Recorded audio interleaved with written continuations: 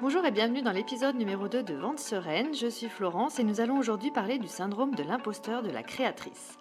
Alors je suis sûre que si tu es créatrice, que ce soit de bijoux, de vêtements, de bougies, enfin de tout ce que tu veux, bref, tu as déjà ressenti ou tu ressens à ce moment même ce qu'on appelle le syndrome de l'imposteur, c'est-à-dire un sentiment de ne pas être à ta place alors que c'est bien à cette place que tu veux être, la sensation d'être mal à l'aise dans ta posture de créatrice et de ne pas être crédible en tant que telle, le fait de ne pas oser se lancer et assumer même ses prix, c'est la dévalorisation de soi et de ce que l'on fait, l'impression d'être nulle pour résumer. Alors moi je suis passée par là aussi en tant que créatrice de vêtements et je passe encore par là dans cette posture de formatrice vente parce que je teste de nouvelles choses un peu tous les jours. Alors même si je travaille depuis plus de 20 ans dans la vente, voilà, j'ai aussi moi ce syndrome bien évidemment. Donc le syndrome de l'imposteur a encore de belles années devant lui, le fourbe. Alors les conséquences de tout cela qui en découlent, c'est qu'on a au final peur d'être critiqué ou jugé, et même de ne pas être prise au sérieux. Alors comment combattre ce vilain syndrome? Alors en fait, quand tu es créatrice et que tu commences à te dire que tu pourrais bien vendre tes créations, tu en as l'envie, mais l'erreur que l'on fait toutes, ou que l'on a toutes déjà faite, moi la première, c'est de ne pas se mettre dans la posture de ce vrai métier qui est d'être créatrice et d'être surtout entrepreneur. J'entends par là qu'à partir du moment où tu as décidé de vendre tes créations, il faut se mettre dans la peau d'une entrepreneur. Il faut considérer son activité comme une vraie activité et non pas comme un passe-temps, que tu veuilles vendre à mi-temps ou à plein temps. Si tu veux considérer cette activité comme une source de revenus, tu dois donc te mettre absolument dans la posture de chef d'entreprise. Ça veut dire que tu veux générer aussi des ventes et donc du chiffre d'affaires. C'est-à-dire que tu dois assumer ce que tu crées, comment tu le crées, pour qui tu le crées, et à quel tarif tu le crées.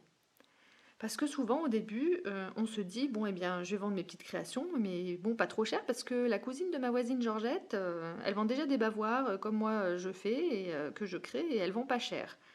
Alors bon, dans cette phrase, qu'on se dit toutes plus ou moins de cette manière, il n'y a rien qui va, concrètement. Déjà, se dire, je vais vendre mes petites créations.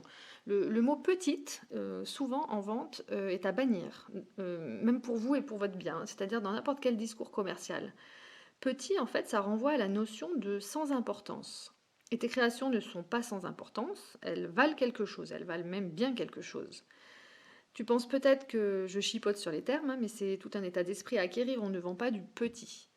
C'est la même chose que de se définir comme une petite créatrice. Moi, souvent, je l'ai dit aussi à la question qu'est-ce que tu fais dans la vie? Ben, je suis une petite créatrice qui débute. Non, tu es une créatrice. Euh, moi, je me suis mis ça en tête aussi. Je me suis dit mais oui, pourquoi dire ça? Un ingénieur qui débute ne va pas dire en soirée oui, ben, je suis un petit ingénieur. Ou un docteur ne dira pas oui, ben, je suis un petit docteur. Tu vois ce que je veux dire? Donc on assume sa posture de créatrice. Que fais-tu dans la vie? Je suis créatrice de bijoux pour futurs mariés, par exemple. Ça pose le cadre et vous êtes crédible. Alors il est vrai que quand on emploie le mot petit, on ne fait pas souvent attention car c'est un tic de langage et pour nous ça renvoie à une connotation plutôt sympa, c'est un petit truc mignon, ça renvoie à quelque chose de mignon. Mais quand il est employé au niveau business, on va dire, ça renvoie surtout au fait qu'on n'assume pas la qualité de ce qu'on va dire ou de ce qu'on fait. Alors on prend des précautions. C'est comme si je vous disais, voilà, j'ai fait un petit podcast. Allez-y si vous avez le temps, sous-entendu, je ne veux pas vous déranger, mais bon, j'ai fait ça, mais voilà, je pose ça là, bisous. Voilà, donc le podcast, là, clairement, il n'est pas assumé. Donc il faut assumer les choses telles qu'elles sont et telles que vous les faites. Une création, c'est une création, c'est pas une petite création. Un métier, c'est un métier, c'est pas un petit métier ni une petite activité. Si cela a de l'importance pour vous, cela doit avoir de l'importance aussi pour les autres. Du coup, ça va faire le cercle vertueux et qu'ils le perçoivent en tant que tel. Donc il y a quelques années, pour vous dire, moi je me suis lancée dans la vente à domicile, donc rien à voir avec la création couture. Et s'il y a bien un métier que les gens ne croient pas crédible, c'est bien celui-ci, la vente à domicile. C'est-à-dire que pour les gens, vendeuse à domicile, c'est un passe-temps. Pour femmes au foyer, un type réunion tupperware, une activité extra-conjugale, je dirais, bref, une simple activité et non pas un métier. C'est toujours pas considéré comme un métier et c'est fâcheux en fait parce que c'est un vrai métier. Et donc quand venait le moment fatidique de la question, et toi tu fais quoi dans la vie? Et moi je répondais au début que j'étais à la maison et que j'étais une petite, tu vois le mot petite voilà, que j'avais une petite activité à côté. Alors évidemment, c'était moins pris au sérieux, hein, alors que moi, en fait, je souhaitais développer cette activité pour en faire un vrai plein temps à ce moment-là. Donc du moment où j'ai assumé, et ça c'est grâce aux techniques un peu de vente qu'on recevait aussi tous les jours et tous les bons conseils, hein, je les remercie pour ça, hein, la société pour laquelle je faisais de la vente à domicile. Donc du moment où j'ai assumé de dire je suis conseillère indépendante, j'ai changé un petit peu mon fusil d'épaule, les gens ont fini par me percevoir en tant que telle et ont compris en fait que c'était finalement mon métier. Bon, bah, même si j'en vivais pas pleinement à ce moment-là, mais ça, ils n'avaient pas à le savoir, hein, je me définissais en tant que telle. Donc, par exemple, quand on a une activité salariée à mi-temps, on ne se dévalorise pas en disant qu'on a un passe-temps. Par exemple, une secrétaire médicale à mi-temps, elle va pas dire j'ai pris une activité de petite secrétaire. Non, elle est secrétaire médicale, point. Le nombre d'heures ne définit pas non plus ton métier. Donc ce syndrome de l'imposteur, qu'on peut ressentir dans n'importe quel métier, je trouve qu'il est quand même bien mis en exergue de manière générale dans l'artisanat, hein, c'est dommage. L'artisanat, on le met, c'est de la case artiste, hein, donc par définition, être artiste, c'est pas un métier pour la plupart des gens, hein, pour bon nombre de personnes malheureusement. Dans le milieu créatif, il faut se battre pour faire reconnaître son métier, c'est un fait. Et donc, si on revient à ma fameuse phrase qu'on se dit au début, bon, bah, moi, je vais vendre mes petites créations pas trop chères parce que la cousine de ma voisine, Georgette, elle fait déjà des bavoirs comme les miens que moi, je suis en train de créer. En plus, elle vend pas cher. Bon. Donc là, concentrons-nous sur le deuxième point. Je veux vendre pas trop cher. Je vais vendre pas trop cher. Et là, ça veut dire que vous entendez certainement pas plus cher ou moins cher que la voisine, hein, car ce qui vous fait peur, c'est d'être surtout trop cher. Donc en fait, là encore, quand on est créatrice, on a tendance à minimiser son travail parce que on l'a fait de ses propres mains. Peut-être pendant un moment de détente, on n'a pas pris ça pour du travail à ce moment-là parce qu'on prend beaucoup de plaisir aussi dans le processus de création, ça c'est normal. Et donc quand vient le moment de vendre sa création, on a tendance à faire un petit prix. Et là, tu vois, le mot petit prend tout son sens. Parce que ce qui se passe souvent, c'est que l'on revend ses propres créations à ses propres connaissances au début. C'est souvent comme ça qu'on commence. Et on ne pense pas tout de suite à une véritable entreprise. Et surtout, on a peur que les personnes n'achètent pas ou trouvent ça trop cher. Surtout si ce sont des proches. Du coup, ce qui se passe, c'est que on fait un prix à la louche. Souvent même, on n'a pas calculé, on n'a calculé quasi aucune marge, hein, ou du moins on se dit, oh, bon, bah, si je gagne 5 ou 6 euros dessus, bon, bah, c'est cool ou même moins des fois, mais malheureusement non, c'est pas cool car l'image que vous allez renvoyer de vous et de votre produit va être biaisée. On valorise pas soi-même son produit, donc ce qui va se passer, c'est que les autres ne vont pas plus le valoriser, c'est normal. Donc si vous vous donnez une certaine image, ils vont pas en avoir une autre. Et vous allez vous enfermer dans un système où vous allez rester à faire des petites créations avec des petits prix. Alors le problème du prix, moi, je vais beaucoup en parler hein, dans mes prochains posts Instagram, en podcast, etc. On reviendra dessus aussi largement, car c'est un élément essentiel de votre entreprise, bien évidemment.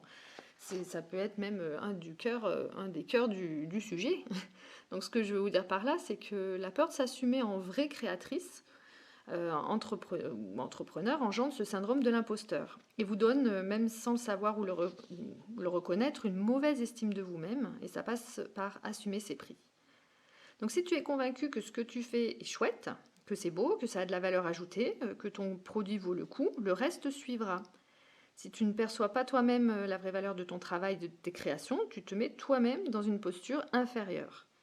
Donc en fait, si vous pensez en tant que professionnel, les autres vous verront en tant que professionnel. Et vous aurez aussi plus de respect de la part des autres. Donc le fameux cercle vertueux. Et puis enfin, si on reprend encore notre phrase hein, avec la cousine de la voisine Georgette hein, qui vend pas cher, etc. Il va falloir s'aligner. Demande-toi, donc en gros, c'est notre concurrent, hein, finalement, du moins on pense que c'est notre concurrente. Donc du coup, demande-toi déjà si cette fameuse cousine de la voisine Georgette est vraiment du métier.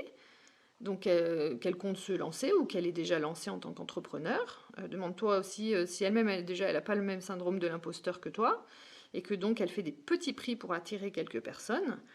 Déjà, est-ce qu'elle est déclarée hein, parce qu'on sait tous qu'on commence un peu comme ça, à vendre 2-3 petites choses comme ça à la louche. Elle revend peut-être qu'à ses connaissances et elle ne souhaite pas plus. Voilà, peut-être que son plan, elle, c'est pas d'en vivre. Donc, voilà, et surtout, Fait-elle exactement la même chose que toi?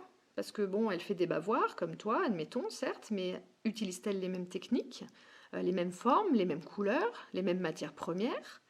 Elle fait peut-être des bavoirs, mais est-ce que ce sont vraiment, les mêmes? Et est-ce que ce sont, est-ce qu'elle fait, comment dire? Est-ce que qui sont ses clientèles cibles? Qui est sa clientèle? Qui cherche-t-elle vraiment à attirer avec ses produits? Voilà, donc en fait, le problème des personnes qui tirent les prix vers le bas, c'est qu'elles attirent elles-mêmes des personnes qui, du coup, tirent les prix aussi vers le bas parce qu'elles ont peur. Et c'est comme ça qu'on touche le fond, et tout ensemble, gentiment, main dans la main, et que les personnes qui souhaitent vraiment valoriser leurs produits, mais qui tombent dans ce mauvais système, n'arrivent pas à être rentables et générer du bénéfice. Donc si tu veux vraiment après en vivre, ça paraît compliqué. Donc voilà, il faut savoir que bah, ce qu'on veut, à partir du moment où on se lance réellement dans l'entrepreneuriat et la vente de ses créations, il faut assumer son statut de créatrice et d'entrepreneur, auto-entrepreneur, peu importe le statut que tu souhaites avoir. Relever la tête et être fier de ce que vous faites, le revendiquer, et encore une fois, que vous vous lanciez à plein temps ou quelques heures dans la semaine, c'est la même chose. On valorise son travail et ses créations, et vous allez véhiculer vous-même les valeurs et le sens que vous souhaitez donner à votre métier. Et les gens qui seront sensibles à cela seront vos potentiels clients, et vous n'aurez pas à rougir de votre succès futur. Voilà, donc vous avez bien compris qu'il faut se débarrasser de ce syndrome de l'imposteur pour gagner et en sérénité et croire en vous. Voilà, donc bah, écoutez, si vous souhaitez réagir à ce sujet du syndrome de l'imposteur, n'hésitez pas à me laisser un commentaire sous ma vidéo YouTube ou sur Instagram, hein, en post ou en DM, je suis là avec plaisir.